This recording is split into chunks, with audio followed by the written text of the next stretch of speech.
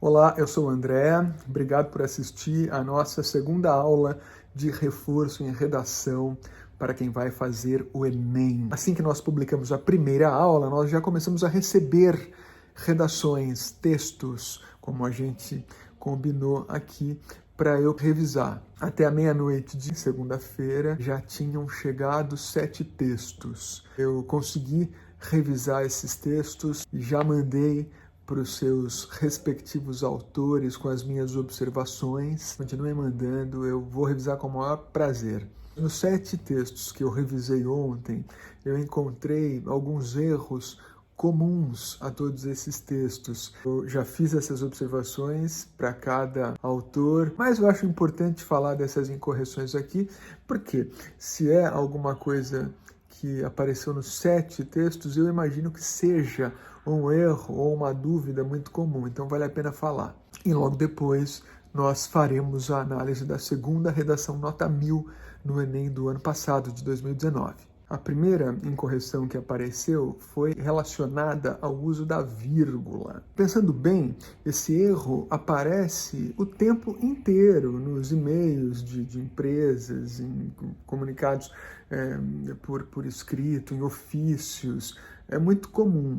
Vale a pena corrigir. A vírgula jamais deve separar o sujeito de uma frase do verbo dessa frase. Por exemplo, uma frase que eu tirei de uma das redações que eu recebi ontem. O ministro da Educação atacou os juízes da Suprema Corte. Essa frase na redação veio grafada com uma vírgula, como você pode ver, entre a palavra educação, o ministro da Educação, e o verbo atacou. O ministro da Educação, vírgula, atacou os juízes da Suprema Corte. Está errado, não pode. A vírgula não pode separar o sujeito do verbo. A única situação em que vírgulas caberiam nessa frase seria a utilização de um aposto. Por exemplo, se essa frase fosse assim: o ministro da Educação, vírgula, durante uma reunião com o presidente, vírgula, atacou os juízes da Suprema Corte. Você percebe como a oração original dessa frase, que é o ministro da Educação atacou os juízes da Suprema Corte, permanece? Lembre-se disso. Atenção, na redação que a gente vai ver hoje, assim como na redação de ontem, o autor utiliza muito bem a pontuação, o autor pontua muito bem e utiliza muito bem as vírgulas. Uma outra frase que eu pensei de uma das redações que chegaram ontem. Os manifestantes fizeram uma lista de reivindicações. Esta vírgula aí, fizeram, vírgula, uma lista de reivindicações, está incorreta. A frase é: os manifestantes fizeram uma lista de reivindicações. Ponto. Sem vírgula nenhuma. Vírgula não pode separar o verbo, que é fizeram, do complemento, que é uma lista de reivindicações. Então, guarde aí. Você não pode separar por vírgula o sujeito da frase do seu verbo, nem o verbo dessa frase do complemento, beleza? Outra frase que eu peguei de uma das redações: o governo deve trabalhar pelo bem-estar do povo, né? O autor dessa redação colocou essa vírgula aí depois do verbo trabalhar. Não se separa o verbo do complemento, né? A frase correta é: um governo deve trabalhar pelo bem-estar do povo. Ponto. Um governo deve trabalhar pelo bem-estar do povo. Não tem vírgula nenhuma aí, gente. A vírgula aí caberia se a gente usasse uma oração intercalada entre o verbo e o complemento. Por exemplo, um governo deve trabalhar, vírgula, entre outras prioridades, vírgula, pelo bem-estar do povo.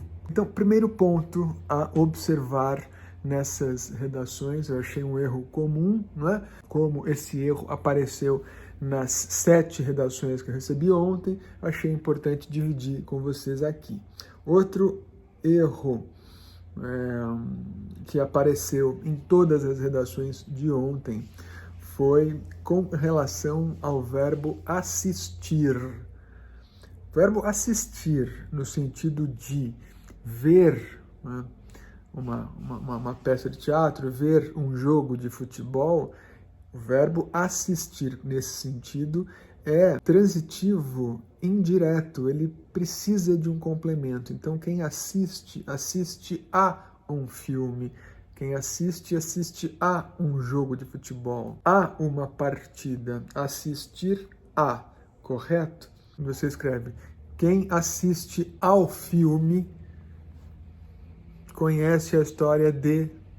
Em uma das redações havia essa frase aqui, ó. Quem assistiu o filme Godfather, né, o filme do Francis Ford Coppola, e ele grafou assim, quem assistiu o filme. Atenção, quem assistiu ao filme, tá bom, gente?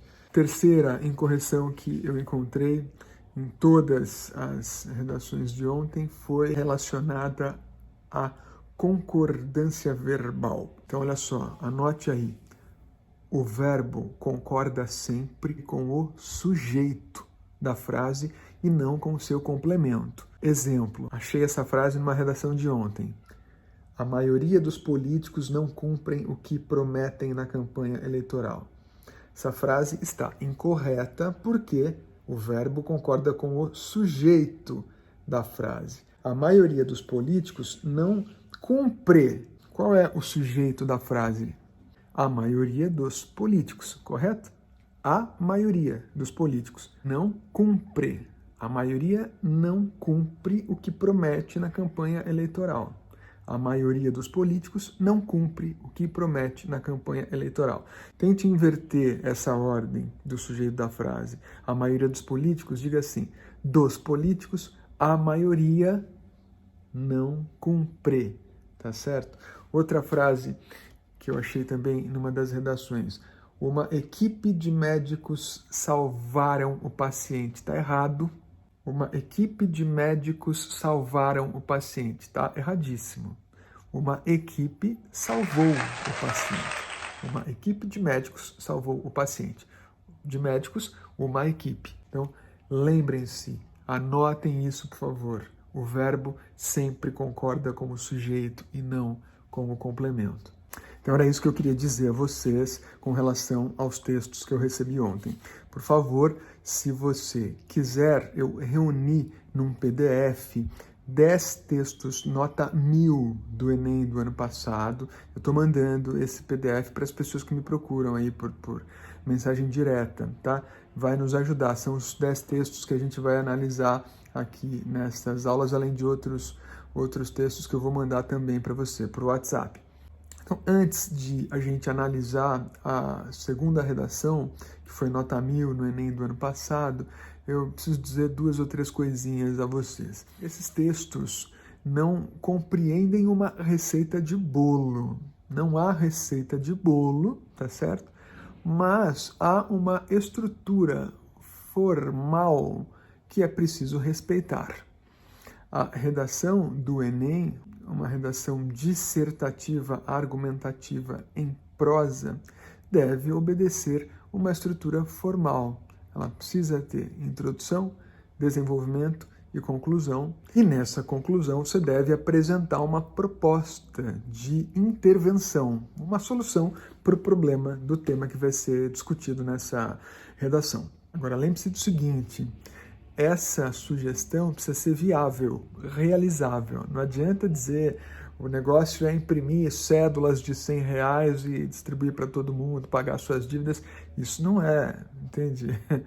Possível. Isso é uma sugestão, uma proposta viável, e quando você sugerir essa solução para esse problema, pense no seguinte: quem é que vai fazer isso? O que é que você pretende fazer? Que proposta é essa? Quem é que vai fazer? O Ministério da Educação? O Ministério da Economia? São as secretarias estaduais? Para que exatamente essa ação será feita? Em que instância do problema ela vai operar? E como fazer?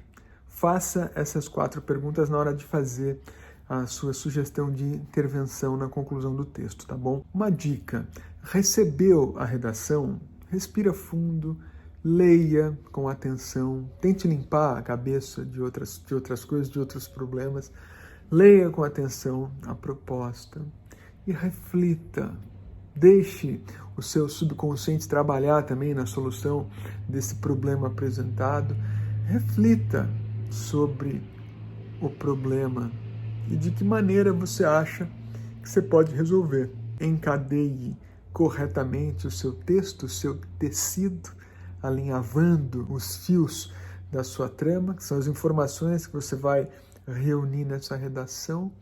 Comece a escrever, a rascunhar. Você tem todas as respostas. O seu conteúdo, as suas experiências anteriores, o seu background, tudo isso conta. Você pode e deve usar o seu repertório pessoal, em conjunto com as informações que você receber do Enem na hora da prova, para fazer o seu texto, a sua redação, o seu conjunto de argumentos e ideias. Percebe como é importante ler sobre tudo? Selecione as suas leituras, leia bons textos. Cuidado com leitura excessiva de memes de internet. Eu adoro uma bobagem, uma besteira, mas pensa bem, um pastel de feira é uma delícia, aquela coisa gordurosa, calórica, mas não dá para comer só aquilo, você vai passar mal. Precisa comer uma verdura, uma salada, uma frutinha, né? Então, para cada meme de internet que você ler, lembre-se de fazer a leitura de pelo menos 10 crônicas de autores como Rubem Braga, Fernando Sabino, Paulo Mendes Campos, Luiz Fernando Veríssimo, Carlos Heitor Coni, Antônio Maria. Esses autores têm textos que são ouro puro, porque eles nos dão ritmo, repertório, cultura geral. Leia o que é bom e leia também as redações, nota 1000 do Enem, para se habituar a linguagem. Isso é importante, não é para copiar não, é para se habituar à linguagem. Quanto mais você lê, melhor. Quem lê progride, faz vocabulário, evita repetições de palavras que estragam o texto e faz sempre uma boa escolha lexical, porque tem ferramentas para isso. Quanto mais você lê, mais apurado fica o seu raciocínio e escolher as suas ideias numa redação de modo coerente, coeso, com começo, meio e fim, se torna uma aventura muito legal, um exercício muito prazeroso. Ok? Então vamos à redação de hoje. Atente para o uso correto da vírgula nessa redação, tá bom? Ela foi escrita pelo Augusto Scapini e diz assim: Aristóteles, grande pensador da antiguidade, defendia a importância do conhecimento para a obtenção da plenitude da essência humana. Eu vou parar aqui e fazer um intervalo proposital só para dizer o seguinte: olha que bom uso ele fez da oração intercalada, né, do aposto. Não é só o sujeito da frase. Aristóteles, né, defendia a importância do conhecimento para a obtenção da plenitude da essência humana. Aristóteles, vírgula, grande pensador da antiguidade, necessariamente esse grande pensador da antiguidade, que é um complemento, precisa estar entre vírgulas para não separar o sujeito, Aristóteles, do verbo, defendia, correto? Então eu vou começar de novo, tá? Aristóteles, grande pensador da antiguidade, defendia a importância do conhecimento para a obtenção da plenitude da essência humana. Para o filósofo, sem a cultura e a sabedoria, nada separa a espécie humana do restante dos animais. Nesse contexto, destaca-se a importância do cinema, desde a sua criação, no século XIX, até a atualidade, para a construção de uma sociedade mais culta. No entanto, há ainda diversos obstáculos que impedem a democratização do acesso a esse recurso no Brasil, centrados na elitização do espaço público e causadores da insuficiência intelectual presente na sociedade. Com isso, faz-se necessária uma intervenção que busque garantir o acesso pleno ao cinema para todos os cidadãos brasileiros. Olha que maravilhoso o primeiro parágrafo. Sabe por quê? Ele já mostra a que veio. Neste primeiro parágrafo, que, aliás, tem começo, meio e fim, primeiro ele traz o Aristóteles para falar da importância do conhecimento, que é o que nos separa do restante dos animais. Depois, ele ressalta a importância do cinema, que é o tema proposto para a redação. E aí, na sequência, ele diz, né, ele vai direto ao problema, que é a falta de acesso ao cinema pelas classes menos favorecidas. Muito legal. Primeiro parágrafo interessantíssimo. Aí ele continua a desenvolver a sua ideia, no segundo parágrafo. De início, tem-se a noção de que a Constituição Federal assegura a todos os cidadãos o acesso igualitário aos meios de propagação do conhecimento, da cultura e do lazer. Porém, visto que os cinemas, materialização pública desses conceitos, concentram-se predominantemente nos espaços reservados à elite socioeconômica, como os shopping centers, é inquestionável a existência de uma segregação das camadas mais pobres em relação ao acesso a esse recurso. Essa segregação é identificada na elaboração da tese de autocidadania, escrita pelo sociólogo Gessé Souza, que denuncia a situação de vulnerabilidade social vivida pelos mais pobres, cujos direitos são negligenciados tanto pela falta de ação do Estado quanto pela indiferença da sociedade em geral. Fica claro, então, que o acesso ao cinema não é um recurso democraticamente pleno no Brasil. Percebe como está clara a tese que ele pretende apresentar? Sempre argumentando, ele deixa muito claro o ponto de vista que ele tem sobre a segregação das camadas menos favorecidas da sociedade. Muito bom o segundo parágrafo também. Vamos para o terceiro. Como consequência dessa elitização dos espaços públicos que promove a exclusão das camadas mais periféricas, é observado um bloqueio intelectual imposto a essa parte da população. Nesse sentido, assuntos pertinentes ao saber coletivo que, por vezes, não são ensinados nas instituições formais de ensino, mas são destacados pelos filmes exibidos nos cinemas, não alcançam as mentes das minorias sociais, fato que impede a obtenção do conhecimento e, por conseguinte, a plenitude da essência aristotélica. Essa situação relaciona-se com o conceito de alienação, descrito pelo alemão Karl Marx, que caracteriza o estado de insuficiência intelectual vivido pelos trabalhadores da classe operária no contexto da Revolução Industrial, refletido na camada pobre brasileira atual. Ele completou a sua argumentação e agora ele parte para a conclusão do texto, para o quarto e último parágrafo que apresenta a sua proposta de intervenção.